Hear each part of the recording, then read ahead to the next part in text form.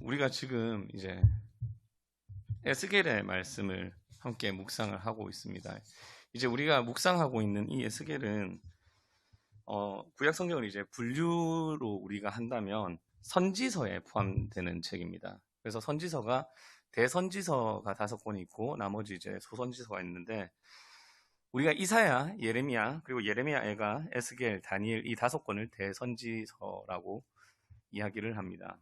양이 많아서 그렇다고 보시면 됩니다. 근데 우리가 이 5권의 대선지서 중에 다니엘은 좀 논외로 치더라도 이제 이사야와 예레미야와 에스겔 이 3권을 읽고 우리가 또 다 묵상을 했지 않습니까? 지금 이제 에스겔을 하고 있고 제가 오기 전에 예레미야를 저희가 했고 작년에 이사야를 우리가 함께 묵상을 하면서 이 3권의 책을 함께 우리가 묵상을 했는데 이 3권의 책을 읽고 묵상할 때마다 헷갈리는 게 많다고 생각을 합니다. 왜 그러냐면 분명히 3권의 책인데 이야기하는 내용이 전체적으로 비슷하고 똑같은 내용이 많은 것 같습니다.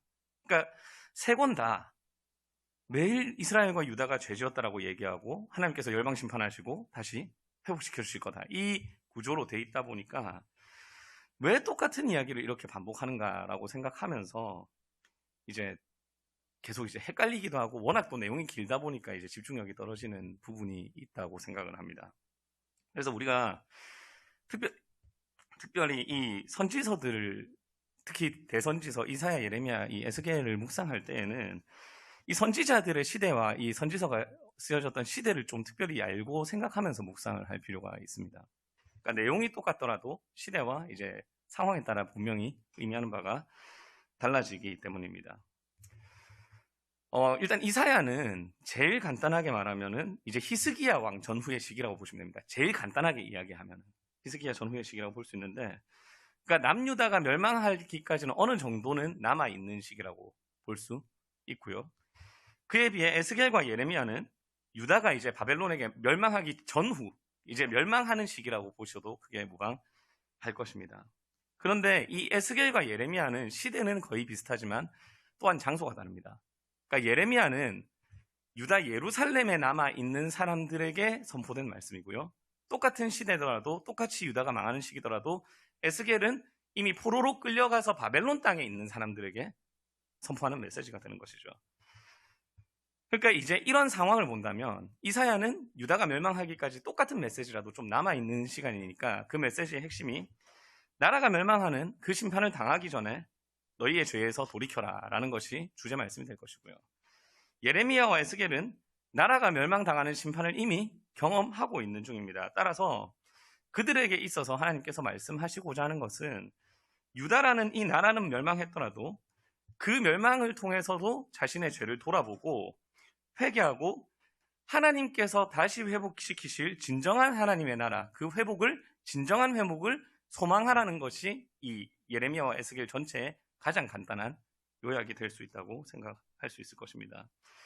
특히 에스겔 같은 경우에는 앞서 살짝 말씀드렸듯이 이 독자들이 예루살렘에 있는 게 아니라 바벨론의 포로로 지금 끌려가 있는 상황이거든요.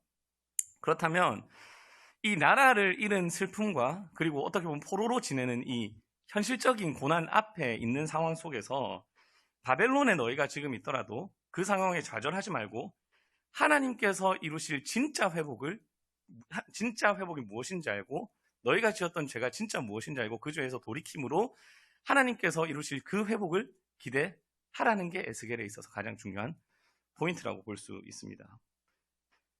그러니까 에스겔은 바벨론에 있더라도 나라가 망했더라도 너 좌절하지 말고 하나님께서 이루실 진짜 회복을 기대하라는 것이 포인트가 된다는 것이죠.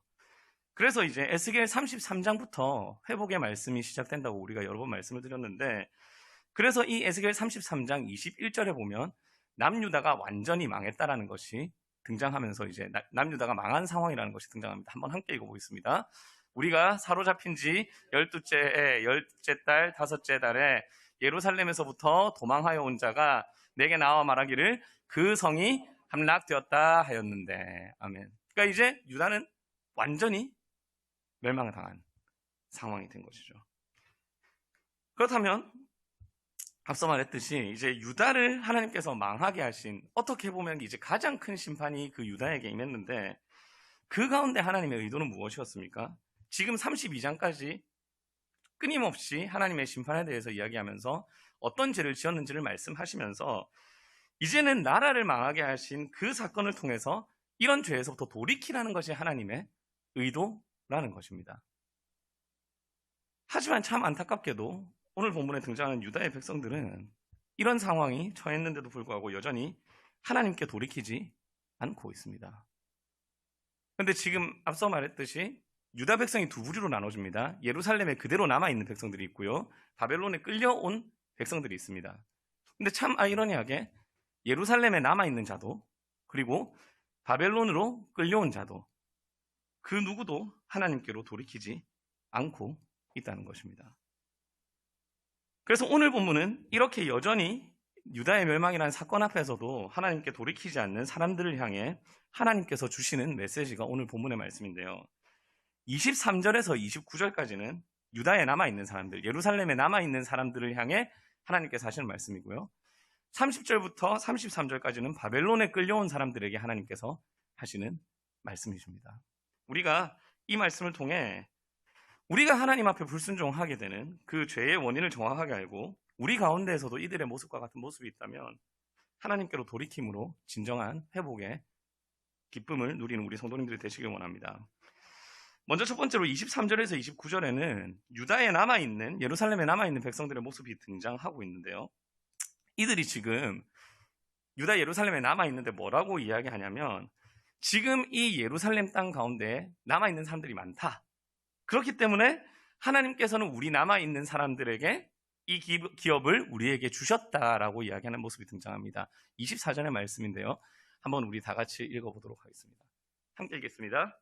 인자야, 이스라엘의 이 황폐한 땅에 거주하는 자들이 말하여 이르기를 아브라함은 오직 한 사람이라도 이 땅을 기업으로 얻었나니 우리가 많은즉 더욱 이 땅을 우리에게 기업으로. 아멘. 그러니까 지금 예루살렘에 남아있는 사람들이 뭐라고 얘기하냐면요. 이 예루살렘은 우리에게 주신 것이다라고 이야기를 하면서 그들이 말하고 있는 근거가 무엇이냐면요. 자기들이 지금 하나님의 선택받은 백성이라는 겁니다. 왜냐하면 자기들이 남아있기 때문에. 선지자들이 말했던 남아있는 자들이 우리인데 왜냐하면 이들이 지금 예루살렘에 끝까지 남아있고 단순히 남아있는 것이 아니라 하나님께서는 아브라함은 딱 한 사람인데도 그 땅을 기업으로 주셨다고 했는데 지금 여기에 남아있는 우리는 한 명이 아니라 많은 사람들이 남아있으니까 이게 당연히 우리 것이다 라고 이야기를 하고 있다는 것입니다. 근데 우리가 과연 이 지금 예루살렘에 남아있는 이 생존자들, 남은 사람들이 정말로 하나님의 선택받은 백성일까에 대해서 진지하게 고민을 해볼 필요가 있습니다. 참고로 이 남아있는 예루살렘에 남아있는 백성들이 어떤 사람들이냐면요. 유다가 멸망하기 전에 바벨론으로 크게 3번, 죄송한데 손가락으로 잠이 오시는 것 같아요. 몇 번, 손가락으로 한번 따라해 주실까요? 몇 번요? 3번입니다. 왜냐면 이번 주에 여러분들이 제 설교를 3번을 들으셔야 되기 때문에 첫 주부터 이렇게 되면은 상당히 난감해집니다. 그래서 크게 3번의 포로기가 있습니다. 그러면은 1차로 끌려갔던 사람들이 다니엘입니다. 참고로 왕족과 귀족들이 제일 처음 끌려가고요. 그다음 2차로 끌려가는 것이 많은 수의 용사들과 기술자들입니다. 그리고 3차로 이제 나라가 망하기 전까지 또 남아있는 귀족이나 학자 등이 끌려갑니다. 그렇다면 간단하게 얘기하면 바벨론에서 이제 자기 땅으로 포로로 끌고 간 사람들은 어떤 사람입니까? 어떤 의미에서 보면 A급이라고 표현할 수 있는 그 나라에 뛰어난 사람들은 다 데리고 간 겁니다. 그렇다면 예루살렘에 남아있는 사람들은 왜 남아있는 겁니까? 자기들이 의로운 사람들이 아니기 때문에, 의로운 사람들이기 때문이 아니라 어떻게 보면 그 나라를 지배한 바벨론에서 괜찮다고 생각하는 사람들은 다 끌고 가고 했는데도 더 이상 이 사람들은 포로로도 가치가 없기 때문에 남아있는 자들이 되는 겁니다. 그래서 열왕기하에서 보면 이 남아있는 자들에 대해서 비천한 자들이라고 표현합니다. 열왕기하 24장 14절의 말씀을 한번 함께 읽어보겠습니다. 그가 또 예루살렘의 모든 백성과 모든 지도자와 모든 용사 10,000명과 모든 장인과 대장장이를 사로잡아가매 비천한 자 외에는 그 땅에 남은 자가 없었더라. 아멘. 그러니까 이들이 지금 남아있는 것의 결과는요.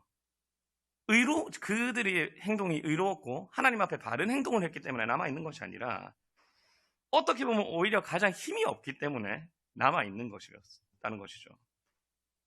그런데 이들은 지금 이런 현실에 대해서 하나님께서 이 땅을 자신들에게 주신 결과라고 이야기합니다.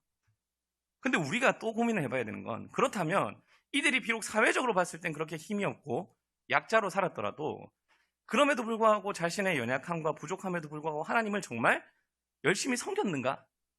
라는 것이겠죠. 하지만 25절과 26절을 본다면 그것이 이 사람들의 삶이 절대로 하나님의 말씀대로 살지 못했다는 것을 알게 됩니다. 25절에 보면요, 그들은 고기를 핏째 먹었다라고 되어 있는데 이것은 바로 율법을 범하는 것입니다. 왜냐하면 율법에서 뭐라고 하고 있으니까요, 고기를 핏째 먹지 말라고 하기 때문입니다. 그리고 25절에 보면 그들은 우상을 숭배했고요, 그리고 뿐만 아니라 피를 흘렸다라고 얘기하는데, 여기서 피를 흘렸다는 것은 이제 윤리적으로 바르지 못한 삶을 살았다는 것을 의미합니다.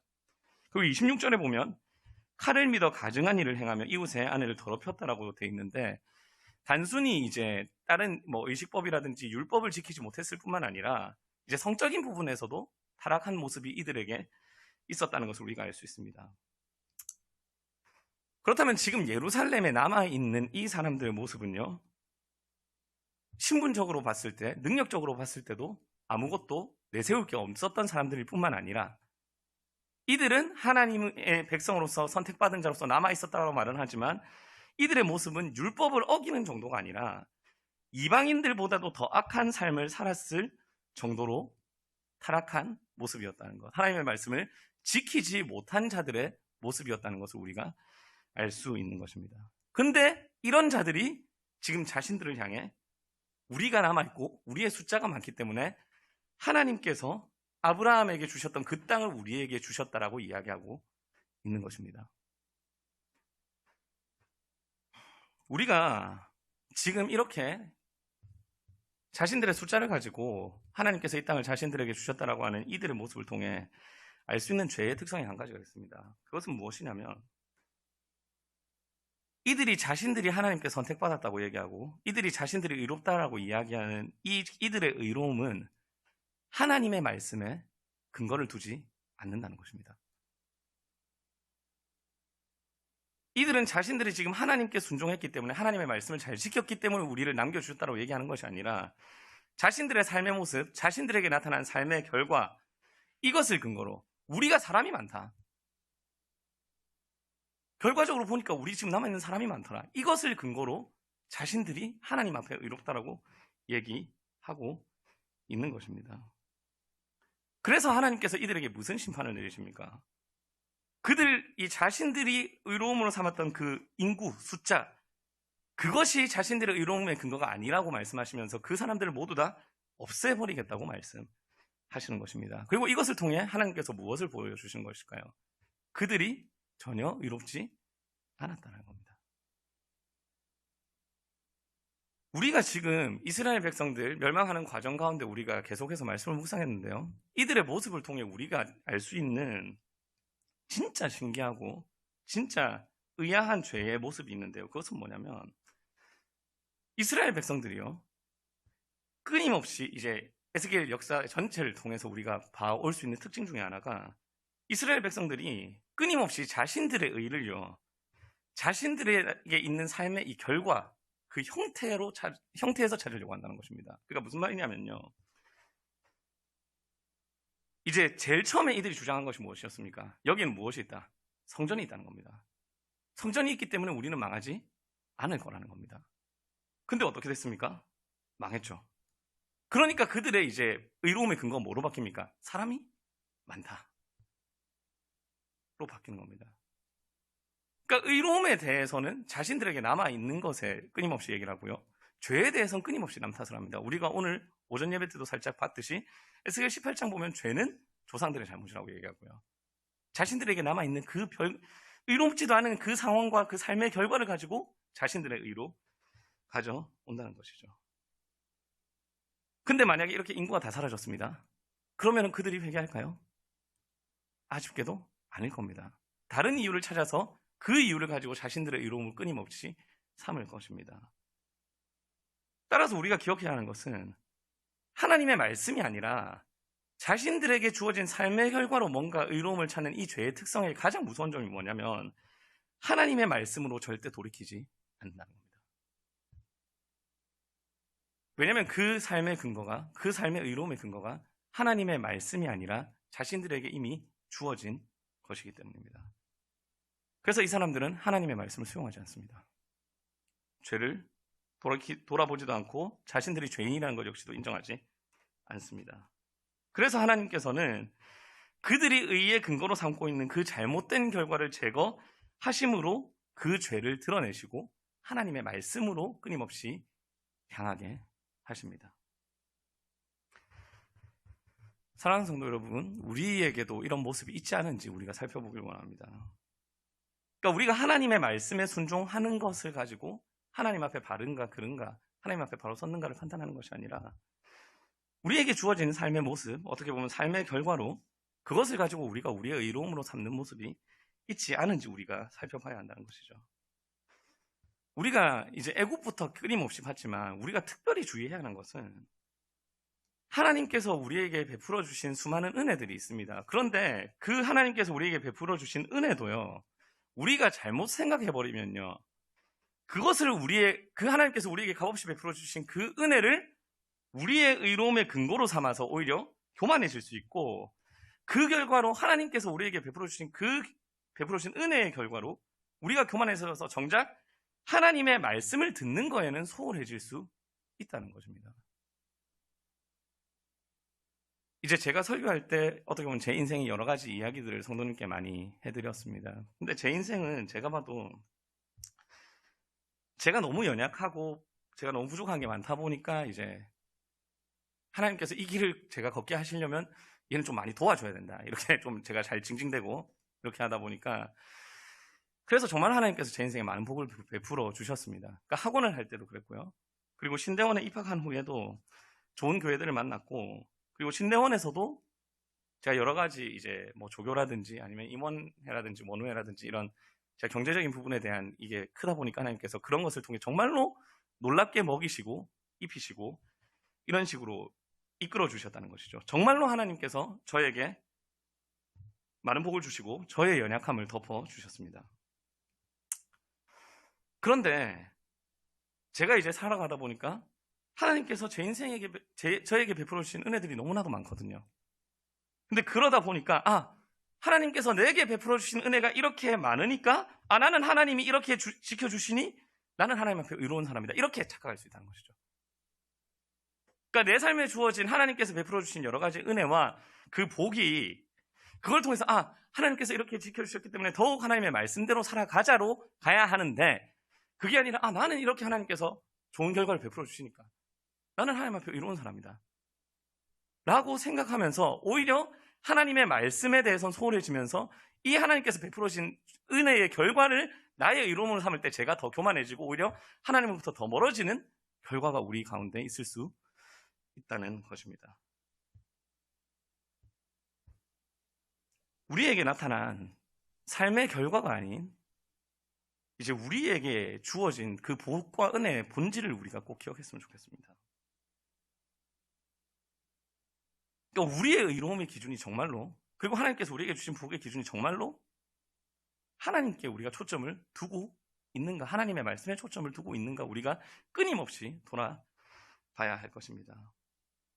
그러니까 하나님께서 우리에게 주시는 수많은 복은요, 하나님을 믿고 그 말씀에 순종할 때, 그리고 무엇보다도 그것을 통해 하나님께 영광을 드러내라고 하나님께서 주시는 것이 하나님께서 우리에게 주시는 복의 이 목적이고 목표입니다. 그렇다면 우리에게 있어서 이 복과 의로움의 기준은요, 하나님께 순종했더니 뭔가가 오더라라는 그 결과에서 나오는 것이 아니라 이미 하나님께 순종함으로 하나님과 동행하고 있다는 그 사실 자체에서부터 우리에게 복이 시작되는 거고 우리의 의로움이 시작된다는 것이죠. 그러니까 고난 가운데에도, 그리고 반대로 기쁨 가운데에도 이제 이런 상황, 고난의 상황과 기쁨의 상황이 게 아니라 어떤 상황이라도 우리가 하나님을 바라보고 하나님의 말씀에 붙잡혀 있다면 그 고난도 하나님께서 우리에게 주시는 복이 될 것이고요, 그 기쁨도 하나님께서 우리에게 주시는 복이 될 것입니다. 근데 반대로 우리가 하나님께서 주신 은혜와 복 때문에 기쁨에 취해서 하나님을 잊어버린다면, 그리고 고난으로 인해서 너무 힘들어서 하나님으로부터 멀어진다면 그 고난과 기쁨은 우리에게 화가 될 것입니다.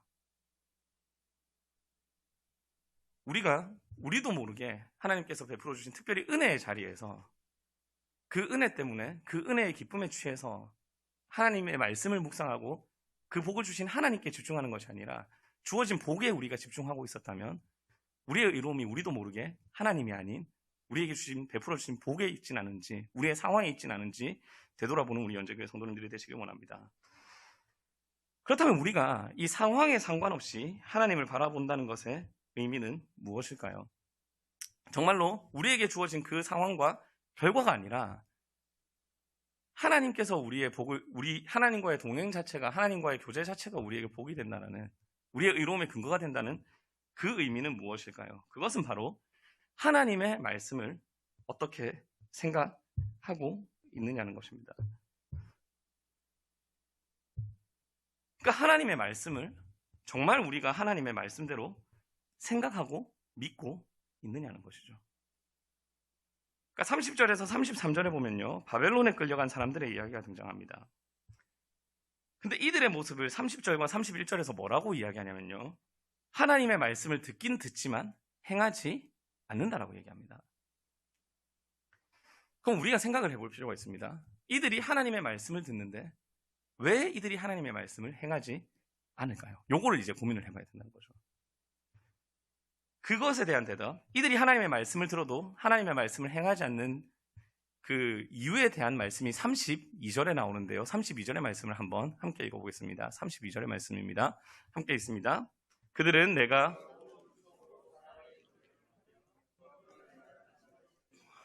내 말을 듣고도 행하지 아니하거니와. 아멘.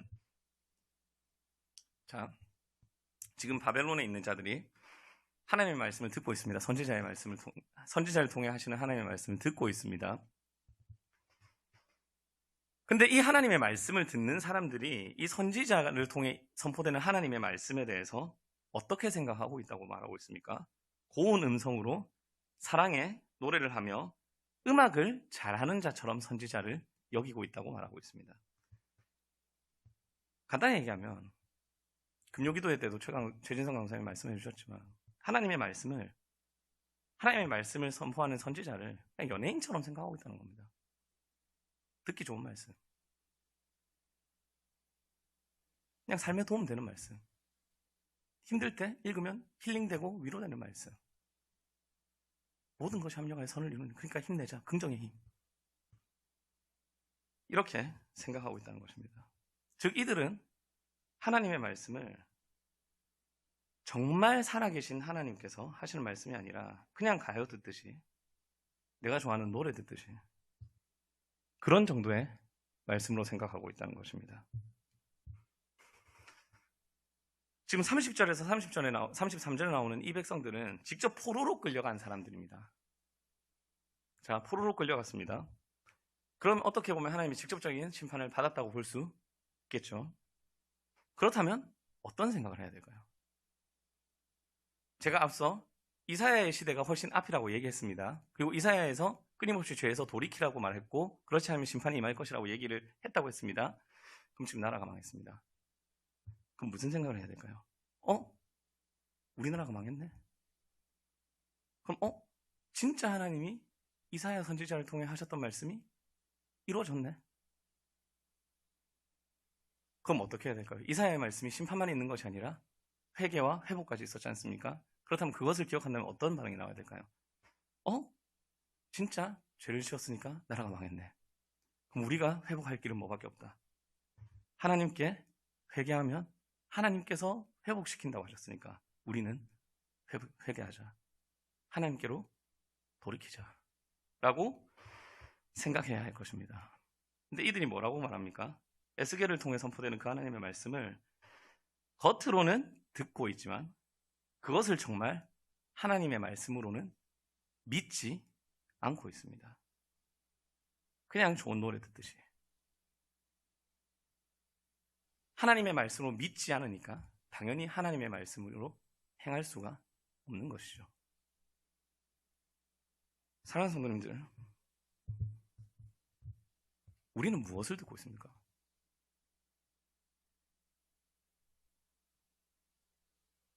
우리가 꼭 기억해야 되는 것은 하나님을 우리가 믿는다라고 할 때요.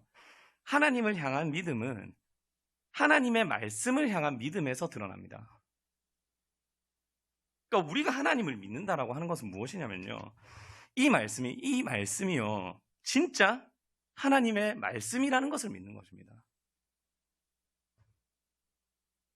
그러니까 이것이 진짜 살아계신 하나님께서 그 성경의 저자들을 통해 하신 말씀이라는 걸 믿고 그걸 사실로 받아들이고 그러니까 하나님께서 이 말씀대로 이루실 거니까 하나님의 말씀이니까 하나님이 이루실 것이라는 걸 신뢰함으로 말씀대로 살아가는 것 이것이 하나님을 믿는 믿음인 것입니다. 따라서 우리가 하나님을 믿는다는 말은요. 구체적으로 하나님의 말씀을 하나님의 말씀으로 믿고 그대로 이루어질 것을 믿는다는 것과 동일한 말이라고도 볼 수 있는 것입니다. 근데 우리가 이 하나님의 말씀에 대한 태도가 어떠합니까? 이 성경책이지 않습니까? 그러니까 성경책인데 성경이 하나님의 말씀인데요. 우리가 이게 책으로 돼 있으니까 우리는 성경을 본다고 생각합니다. 이야기라고 생각하는 것이죠. 제가 유초등부 예전 앞에 교회에서 설교할 때 이제 그 유초등부는 영상 이런 걸 많이 틀지 않습니까? 근데 제가 이제 유튜브에서 영상을 찾다가 너무 화가 났던 적이 있었는데 그 유명한 그겁니다. 그 컨텐츠가 워낙 유명한 건데요. 근데 거기 뭐라고 돼 있냐면 누구누구의 이제 애들한테 스토리를 얘기해 주려면 이 영상이 제일 무난하니까. 근데 거기 타이틀이 뭐냐면요. 누구누구의 성경 동화라고 하고 있습니다.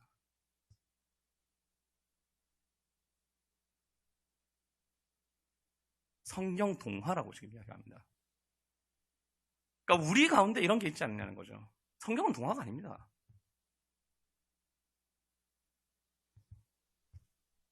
그러니까 성경은요. 종교적인 경전도 아니고 책이 아닙니다. 이것은 진짜 하나님이 말씀하시는 겁니다. 그러니까 하나님께서 그러니까 성경은요. 어떻게 보면 보는 것이 아니라 이 성경을 통해 우리가 듣는 거거든요. 그러니까 정말로 살아계신 하나님께서 이 성경을 통해 지금 우리에게 말씀을 하시는 겁니다.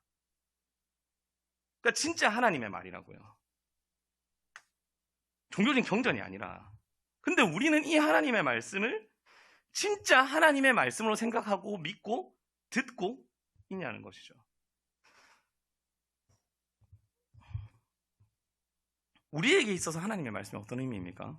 우리가 하나님의 말씀을 그냥 종교에서 말하는 좋은 말, 행복하게 사는 방법, 이 땅에서 긍정적으로 사는 방법, 힘들 때 극복할 수 있는 힘을 주는 방법, 이 정도로 생각하면 정말 죄송한데 우리가 성경을 그렇게 생각하고 있으면요, 우리는 이 말씀에 순종할 수 없습니다.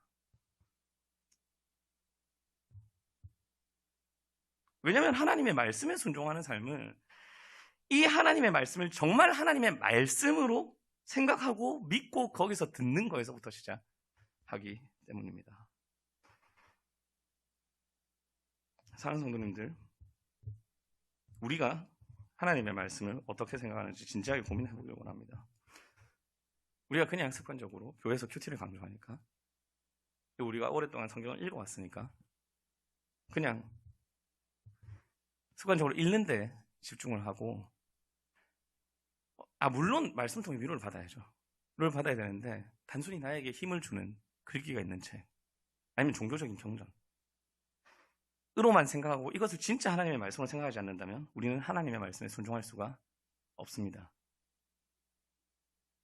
그리고 이 하나님의 말씀이 우리 신앙의 근거가 되지 않는다면 우리는 결과적으로 하나님의 말씀을 기준으로 삼지 않기 때문에 결과적으로 우리는 우리에게 주어진 현상을 통해 우리의 신앙과 우리의 삶을 판단하게 됩니다. 그러니까 하나님의 말씀에 내가 얼마나 순종하는가, 내가 이 말씀을 믿는가가 기준이 아니라 우리가 교회는 다니니까 하나님으로 포장을 하더라도 실제로는 우리에게 복이 많이 주어진다면 우리는 하나님께 복받은 사람이고, 우리 가운데 고난이 많다면 우리는 하나님께 복받지 못한 사람이라고 생각할 수밖에 없게 된다는 것이죠. 그러니까 이런 측면에서 바벨론에 남아있는 자와 예루살렘에 남아있는 자들이 겉으로 보이는 모습은 다르더라도 하나님의 말씀을 믿지 못하는 동일한 죄를 짓고 있다는 측면에서는 같다고 우리는 볼 수 있을 것입니다. 근데 그 결과가 가장 무서운 것이 무엇인지 아십니까? 하나님의 말씀이 신앙의 근거가 되지 않을 때 가장 무서운 결과는 우리는 우리 신앙의 근거를 우리에게 주어진 삶의 여러 가지 모습으로 판단하고 잘못된 근거를 가지고 신앙생활을 하면서도 그러면서 정작 하나님의 말씀을 순종하는 것에 대해서는 하나도 신경 쓰지 않으면서도 하나님 앞에서 바르게 신앙생활을 하고 있다고 착각하는 것이 가장 무서운 결과입니다. 예루살렘에 남아있는 사람들은 그들이 아브라함의 후손이라고 하나님께서 주신 백성이라고 주신 땅이라고 남은 자들이라고 얘기했고요. 바벨론에 있는 사람들은 겉으로 하나님의 말씀을 들었기 때문에 하나님의 말씀을 잘 듣는다고 생각했을 것입니다. 사랑하는 성도 여러분, 하나님의 말씀은 정말로 하나님의 말씀입니다. 단순한 경전이 아니라는 것이죠. 우리가 하나님의 말씀에 대해서 어떻게 생각하는가에서부터 그리고 이 말씀이 하나님의 말씀이라는 걸 믿는 그 믿음이 회복되는 거에서부터 사실 우리의 바른 신앙이 시작됩니다. 우리가 하나님의 말씀이 정말로 하나님의 말씀이라는 것을 믿는 그 믿음에서 이것이 그리고 하나님의 말씀이기에 이 말씀대로 하나님의 말씀이기에 이 말씀에 순종하고 그렇게 살아감으로 우리가 처한 상황이 아니라 말씀을 통해 주어지는 하나님과의 관계의 회복과 그리고 하나님과 동행하는 그 은혜를 통해 그리고 이를 통해 우리에게 직접 허락하시는 하나님 나라의 기쁨을 통해 하나님과의 관계를 진정한 복의 근원으로 우리에게 주어진 의로움의 근원으로 생각하고 살아가는 정말 말씀대로 믿고 살고 누리는 우리 연재교회가 되길 간절히 원합니다.